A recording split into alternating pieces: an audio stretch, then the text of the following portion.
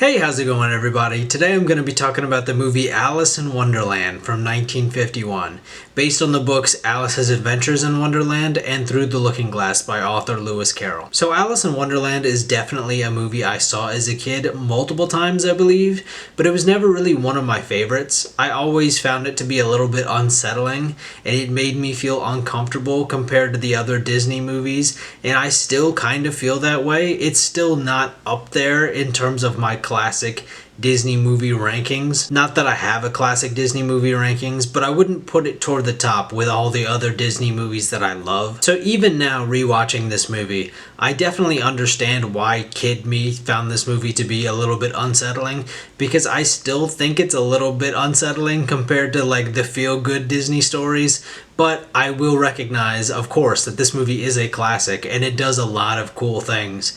And so it's a great movie regardless of whether or not it's my personal taste or not. And this is a movie that doesn't appeal to everyone in the same way. During its original box office run in 1951, this movie lost money. It couldn't make any money. And it wasn't until the 60s and the 70s when this movie started to really garner an interest from people that it made back all that money and then some. And I think in large part it is due to the nature of the story. This is a story that isn't a feel-good, happy-go-lucky sort of story that Disney is known for. Although this version of the story is made for all ages, this is a kind of story that makes you think. It's not just a sit, relax, and enjoy type of movie in the same way that like a Cinderella might be. This movie is a lot different than that in almost every way. This movie isn't particularly accurate to the original story in the novels, and that's for a couple of reasons. Partly it's because of omitting a bunch of things for time constraints, but also not everything would work in a Disney animated movie. Now, despite these changes, I think that this version of the story is the definitive version for a lot of people.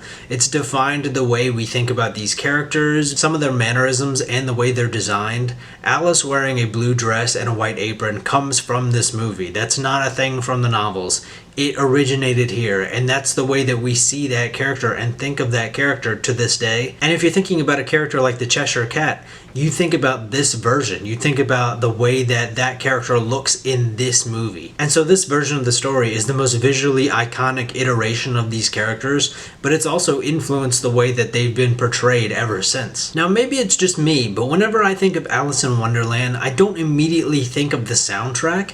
I don't immediately think of any particular song from Alice in Wonderland. Now, there are one or two iconic songs in here that if you're a Disney fan or if you grew up on these movies, you definitely will recognize some of these songs. But the soundtrack isn't the first thing I think about when I'm thinking about Alice in Wonderland. And that's kind of bizarre because Alice in Wonderland has more songs than any other Disney animated movie. I just feel like most of them aren't on that iconic level that you'd immediately think of them. I do enjoy this movie. I think it's a good movie. It's most certainly an iconic movie with iconic aspects to it.